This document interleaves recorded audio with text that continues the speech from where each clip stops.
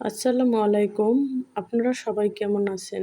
আশা করি ভালো আছেন। আলহামদুলিল্লাহ আমিও ভালো আছি। আজকে এই সুন্দর ডিজাইনের ফ্রকটি আমি ১০ থেকে ১৫ বছর বাচ্চাদের জন্য তৈরি করেছি।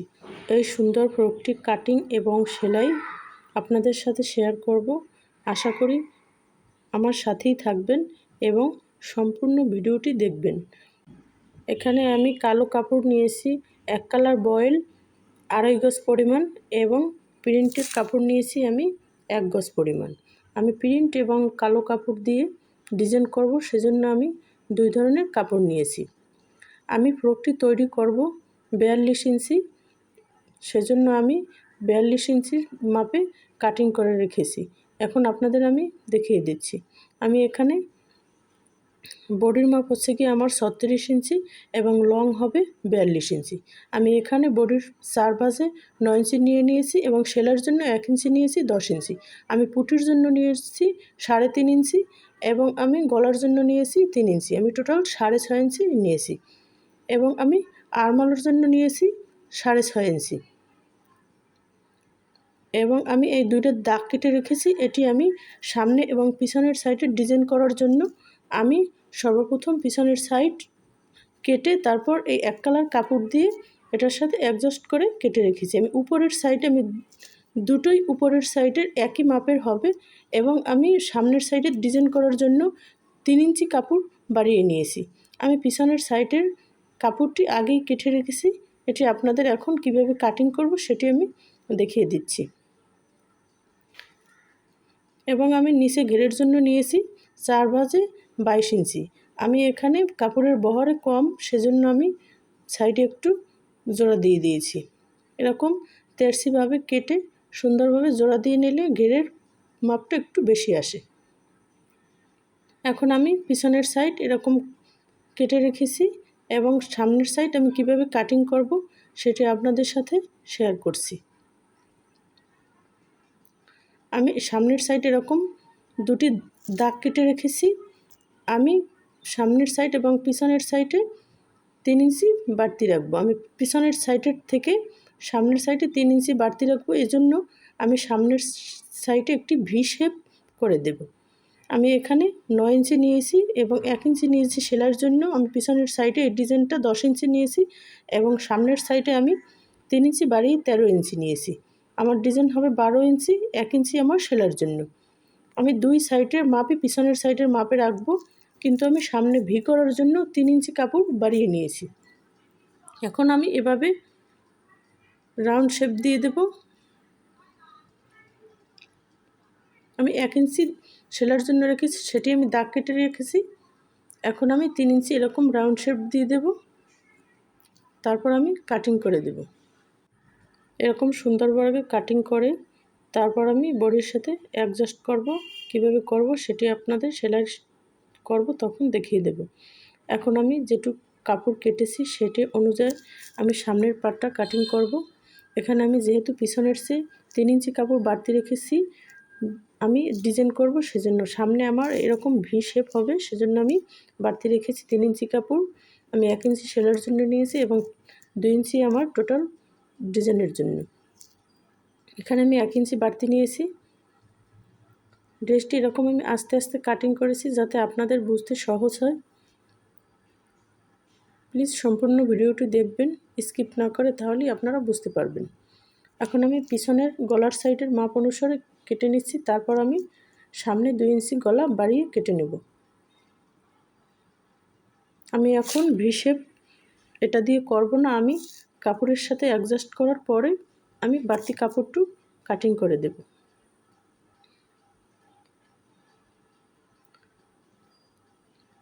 এখন আমি সামনের সাইডে ২ ইঞ্চি বাড়তি গলা কাটিং করে নেব।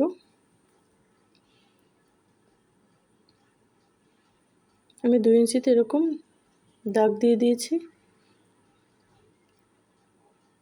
আমি দুই সাইডে এরকম সোজাভাবে সুন্দরভাবে দাগ কেটে তারপর রাউন্ড শেপ দিয়ে দেব।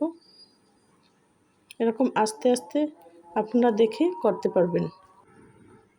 এখন আমি রাউন্ড শেপ দিয়ে তারপর কাটিং করে নেব।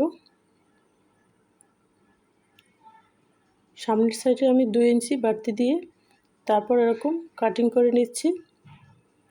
এরকম সুন্দরভাবে আপনারা চাইলে অন্য ডিজাইনেরও গলা দিতে পারেন। আমি এখানে গোল গলা দিয়েছি। আমি সামনের সাইডের যে বাড়তি কাপড়টু কেটে রেখেছিলাম সেখান থেকে এরকম চিকন করে কাপড় কেটে তারপর সামনের সাইডে পাইপিং লাগিয়ে দেব। অন্য জায়গা থেকে কাপড় কেটে আপনি এখানে পাইপিং লাগাতে পারবেন না, কারণ এটার সাথে অ্যাডজাস্ট হবে না। সেজন্য আপনি এখানে বাড়তি কাপড়টা থেকেই পাইপিংয়ের কাপড় কাটিং করে নেবেন।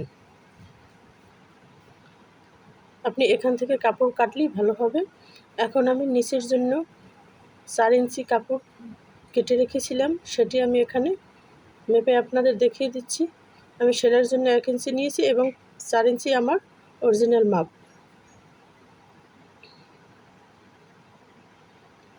এখন আমি হাতা কেটে রেখেছিলাম, সেটি আপনাদের দেখিয়ে দিচ্ছি।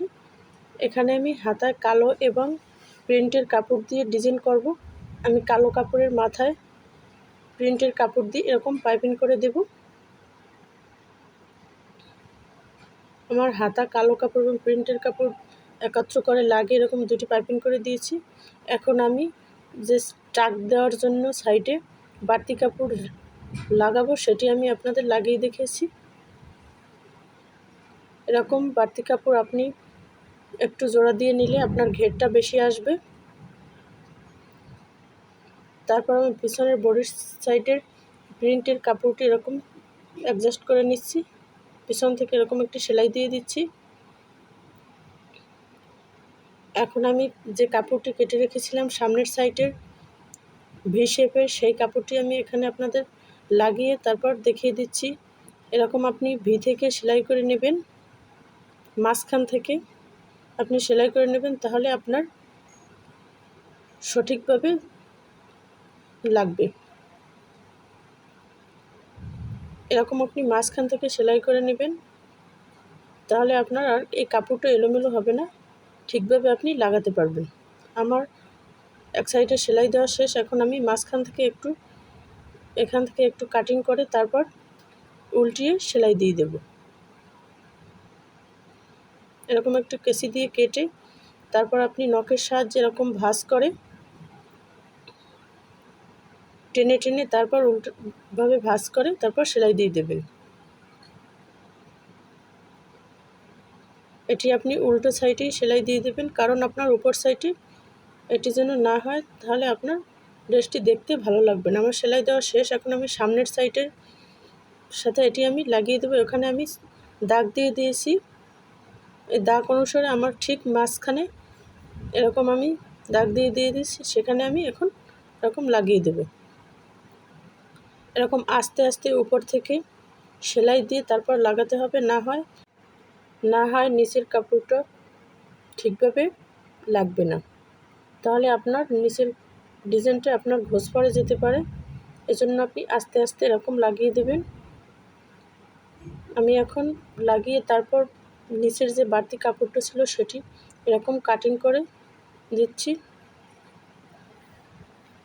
এরকম আস্তে আস্তে কাটিং করে তারপর উল্টো সাইডে আমি পিছনের সাইড এবং সামনের সাইড সিনার সাথে অ্যাডজাস্ট করব। আমার পিছনের সাইড এরকম করা শেষ। আমি পিছনের সাইডে বুদমের জন্য কাপড় বানিয়ে রেখেছিলাম। এখন আমি এরকম সিনার সাথে অ্যাডজাস্ট করে দেব, এরকম একটি সেলাই দিয়ে দেব। ভিডিওটি ভালো লাগলে প্লিজ একটি সাবস্ক্রাইব করবেন এবং সম্পূর্ণ ভিডিওটি দেখবেন স্কিপ না করে। এখন আমি হাতা করে রেখেছিলাম, সেটি এখন আমি লাগিয়ে আপনাদের দেখিয়ে দিচ্ছি। এরকম হাতা আমি লাগিয়েছি। আমার এখন হাতা লাগানো শেষ। এখন আমি গলার পাইপিংয়ের জন্য কালো কাপড় কেটে রেখেছিলাম তেরছিভাবে, সেটি আমি গলায় লাগিয়ে আপনাদের দেখিয়ে দিচ্ছি। আমি উল্টো সাইডে গলার পাইপিংটি করে দেব। আমি এরকম উল্টো সাইড থেকে গলার পাইপিংটি সেলাই করে তারপর দিক সাইডে ভাঁজ করে দেব। আপনারা এরকম অন্য কাপড় দিয়ে সুন্দরভাবে ডিজাইন করে নিতে পারেন আপনাদের বাচ্চাদের জন্য। আমি সম্পূর্ণ ভিডিওটি আপনাদের জন্য আস্তে আস্তে করেছি যাতে আপনারা বুঝতে পারেন। আমার গলার পাইপিংটি লাগানো শেষ। এখন আমি উপরে উঠিয়ে একটি সেলাই দিয়ে দেব, এরকম সুন্দর করে ভাঁজ করে।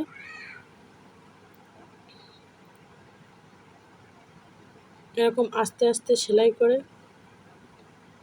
দেবেন, যাতে টান না পড়ে গলাটা ঘুষ হয়ে যায়।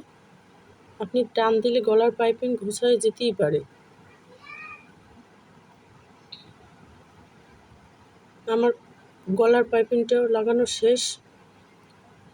এরকম সুন্দরভাবে আপনারা লাগিয়ে নিতে পারেন। এখন আমি সাইডে এরকম মাপ অনুসারে দাগ কেটে নিয়েছি। তারপর আমি সাইডে এরকম সেলাই দিয়ে দেব। দুই সাইডে দুটি সেলাই দিয়ে তারপর আমি নিচের পাইপিংটি লাগিয়ে নেব। আপনারা চাইলে প্রিন্ট এবং এক কালার কাপড় দিয়ে এরকম সুন্দর সুন্দর ড্রেস বাসায় বসেই তৈরি করে নিতে পারেন। একদম সহজ, আপনারা দেখলেই করে নিতে পারবেন। আমি এখন নিচের জন্য যে কাপড়টি কেটে রেখেছিলাম, আমি সেই কাপড়টি এখন লাগিয়ে নেব। আমি নিচের এই পাইপিংয়ের কাপড়টি চিকনভাবে সেলাই দিয়ে নিয়েছিলাম। এখন আমি কালো কাপড়ের সাথে এরকম অ্যাডজাস্ট করে আস্তে আস্তে সেলাই দিয়ে লাগিয়ে তারপর আপনাদের দেখিয়ে দিচ্ছি। আপনারা চাইলে এরকম বাসায় বসে করতে পারবেন। আমি এখানে সম্পূর্ণ ড্রেসটি তৈরি করে ফেলেছি। এখন আমি সামনে 3টি বুদমও দিয়ে দিয়েছি এবং হাতা নিচে এরকম ডিজাইন করে দিয়েছি। ভিডিওটি ভালো লাগলে একটি সাবস্ক্রাইব করবেন এবং স্কিপ না করে সম্পূর্ণ ভিডিওটি দেখবেন। সবাই সুস্থ থাকবেন, ভালো থাকবেন। আজ এ পর্যন্তই। আল্লাহ হাফেজ।